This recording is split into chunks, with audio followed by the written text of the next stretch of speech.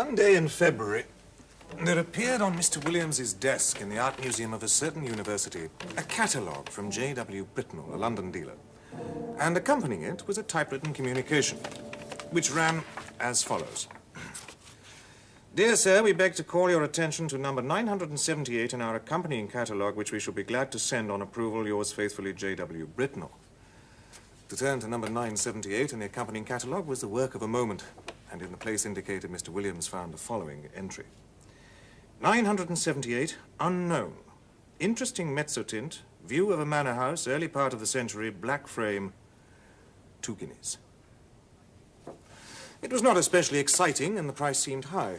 However, as Mr. Britnell, who knew his business and his customers, seemed to set store by it, Mr. Williams wrote a postcard for the article to be sent on approval. A parcel of any kind always arrives a day later than you expect it, and that of Mr. Britnell proved no exception to the rule. It was delivered at the museum by the afternoon post of Saturday, after Mr. Williams had left his work. And it was accordingly brought round to his rooms in college by the attendant. Here he found it when he came in to tea with a friend, Professor Binks. It was a rather indifferent mezzotint, and an indifferent mezzotint is perhaps the worst form of engraving known. It presented a full-face view of a not-so-very large manor house of the last century, with 3 rows of plain sashed windows with rusticated masonry about them, a parapet with balls or vases at the angles, and a small portico in the center. On either side were trees, and in front a considerable expanse of lawn. The legend AWF Sculpsit was engraved on the narrow margin, and there was no further inscription. The whole thing gave the impression that it was the work of an amateur. What in the world Mr. Britnell could mean by affixing the price of 2 guineas to such an object was more than Mr. Williams could imagine. He turned it over with a good deal of contempt. Upon the back was a paper label, the left-hand half of which had been torn off. All that remained were the ends of 2 lines of writing. The first had the letters NGLEY Hall, the second SSEX. What is this place? Said Binks. Just what I'm going to try and find out, said Williams, going to the shelf for a gazetteer. Look at the back. Somethingly Hall, either in Sussex or Essex. But I can't imagine how Britnell thinks he can charge 2 guineas for it. There aren't even any figures to give it life. I don't think it's so badly done, replied Binks. The light is rather cleverly given, and I would have thought there were figures, or at least a figure just on the edge in front. And indeed there was. Hardly more than a black blot in one corner of the engraving. The head of a man or woman, a good deal muffled up, the back turned to the spectator and looking towards the house. Williams had not noticed it before. Still, he said, I can't spend 2 guineas of museum money on a picture of a place I don't know. Further attempts by Williams to locate the subject of his picture in the gazetteer proved unsuccessful, and in due course he went down to Hall for dinner. Later in the evening he returned with a few of his colleagues, and I have little doubt that whist was played and tobacco smoked. During a lull in these operations, Williams picked up the mezzotint from the table without looking at it and handed it to a person mildly interested in art, telling him where it had come from and the other particulars which we already know. The gentleman took it carelessly, looked at it, then said in a tone of some interest, It's really a very good piece of work, Williams, and the figure, though it's rather too grotesque, is somehow very impressive. Yes, isn't it? Said Williams, who was just then busy giving whiskey and soda to others of the company, and was unable to come across the room to look at the view again. But some time past midnight, after the visitors had departed, and as he was lighting his bedroom candle, the picture once again caught his eye. And what he saw made him very nearly drop the candle on the floor. In the middle of the lawn, in front of the unknown house, there was a figure, where no figure had been at 5 o'clock that afternoon. It was crawling on all 4s towards the house, and it was muffled in a strange black garment with a white cross on the back. I do not know what is the ideal course to pursue in a situation of this kind. I can only tell you what Mr. Williams did. He took the picture, locked it up in a drawer, and retired to bed. But first he wrote out and signed an account of the extraordinary change which the picture had undergone since it had come into his possession. The following morning he invited his neighbor Nisbet to breakfast. During the meal, nothing was said about the Mezzotint by Williams, save that he had a picture on which he wished for Nisbet's opinion. But afterwards, when the morning pipe was at last lighted, he unlocked the drawer and, without looking at the picture, put it into Nisbet's hands. "Now," he said, "I want you to tell me exactly what you see in that picture. Describe it, if you don't mind, rather minutely. I'll tell you why afterwards." "Well," said Nisbet, "I have here a view of a country house, English, I presume, by moonlight." "Moonlight? Are you sure of that?" "Certainly. The moon appears to be on the wane, if you wish for details, and there are clouds in the sky." "All right. Go on. Though I'll swear there was no moon when I saw it first." "Well, there's not much more to be said," continued Nisbet. "The house has 3 rows of windows, 5 in each row, except at the bottom where there's a porch instead of the middle one." "But what about figures?" said Williams. "There aren't any." "What? No figure on the grass in front? Not a thing.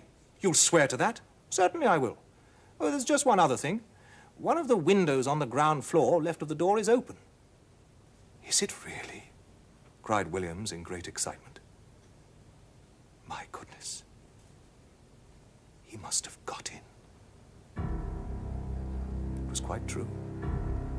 There was no figure, and there was the open window. Williams, after a moment of speechless surprise, went to the writing table and scribbled for a short time. Then he brought 2 papers to Nisbet and asked him first to sign one, his own description of the picture, which you've just heard, and then to read the other, which was Williams's statement written the night before. "Yes," said Nisbet, "I expect you're right. He's got in. It looks very much as if we were assisting at the working out of a tragedy somewhere. The question is, has it happened already, or is it going to come off? We must find out what the place is and get this thing photographed before it goes further." While Nisbet dealt with the photograph, Williams went in search of Mr. Green, who had been college bursar for many years. The college had property in Sussex and Essex, and Green had travelled widely in both counties. However, he was not to be found for the moment. His business had taken him to Brighton, and he was not expected to return until the following day. "What do you mean to do now?" asked Nisbet. "Are you going to sit down and watch the picture all day?" "Well, no, I think not," said Williams. "I rather imagine we're meant to see the whole thing. And besides, I have a kind of idea that it wouldn't change much, if at all, in the daytime. We might go out for a walk this afternoon and come in to tea or whenever it gets dark. I shall leave it out on the table here. My skip can get in, but no one else." It was 5 o'clock when they returned to Williams's rooms. The first thing they saw was the picture leaning up against a pile of books on the table, as it had been left. And the next thing was Williams's skip seated on a chair opposite, gazing at it with undisguised horror. He was a servant of considerable standing, and nothing could be more alien to his practice to be seen sitting on his master's chair or appearing to take any particular notice of his master's furniture or pictures. "Begging your pardon, sir," he said, "but it ain't the sort of picture I should hang where my little girl could see it. If she were to catch a sight of this skeleton here, or whatever it is, carrying off the poor baby, she would be in a taking. It don't seem a right picture to be laying about, sir, not where anyone that's liable to be startled should come on it." With these words, the excellent man went to continue the round of his masters, and you may be sure the gentleman whom he left lost no time in re-examining the engraving. There was the house, as before, under the waning moon and the drifting clouds. The window that had been open was shut, and the figure was once more on the lawn. But not this time crawling cautiously on hands and knees. Now it was erect and stepping swiftly, with long strides to the front of the picture.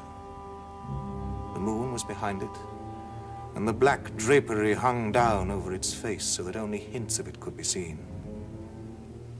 And what was visible made the spectators profoundly thankful that they could see no more than a white dome-like forehead and a few straggling hairs. The head was bent down, and the arms were tightly clasped over an object which could be dimly seen and identified as a child. Whether dead or living, it was impossible to say. The legs of the appearance alone could be plainly discerned, and they were horribly thin. From 5 to 7, the companions sat and watched the picture by turns, but it never changed.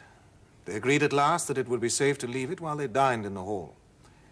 When they returned, the figure was gone, and the house was quiet under the moonbeams. There was nothing for it but to spend the evening over gazetteers and guidebooks. Williams was the lucky one at last, and perhaps he deserved it. At 11:30 p.m., he read from Murray's Guide to Essex the following lines. 16.5 miles, Anningley. The church has been an interesting building of the Norman date, but was extensively classicized in the last century. It contains the tombs of the family of Francis, whose mansion, Anningley Hall, a solid Queen Anne house, stands immediately beyond the churchyard in a park of about 80 acres. The family is now extinct, the last heir having disappeared mysteriously in infancy in the year 1802. The father, Mr. Arthur Francis, was known locally as a talented amateur engraver in Mezzotint. After his son's disappearance, he lived in complete retirement at the Hall and was found dead in his studio on the 3rd anniversary of the disaster, having just completed an engraving of the house, impressions of which are of considerable rarity.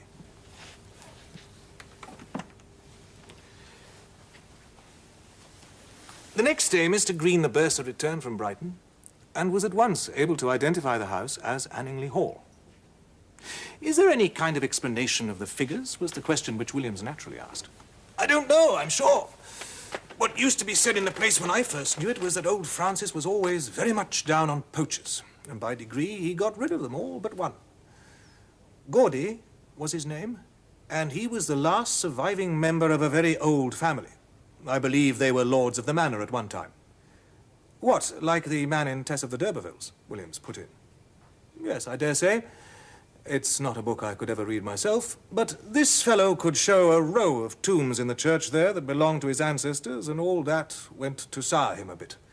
Anyway, he always kept just on the right side of the law, until one night the keepers found him at it in a wood right at the end of the estate. Well, you can imagine there was a row, and this man Gaudy was unlucky enough, poor chap, to shoot a keeper. Well, that was just what Francis wanted, and poor Gaudy was strung up in double-quick time. I've been shown the place he was buried in, on the north side of the church. You know the way in that part of the world. Anyone that's been hanged or made away with themselves, they bury them that side. As I said, he was the last of his line. And it was always rumored that some friend of his must have planned to get hold of Francis's boy and put an end to his line, too. I should say now that it looks more as if old Gaudy had managed the job himself. I've only to add that the picture is now in the Ashleighan Museum, and that though carefully watched, it's never been known to change again.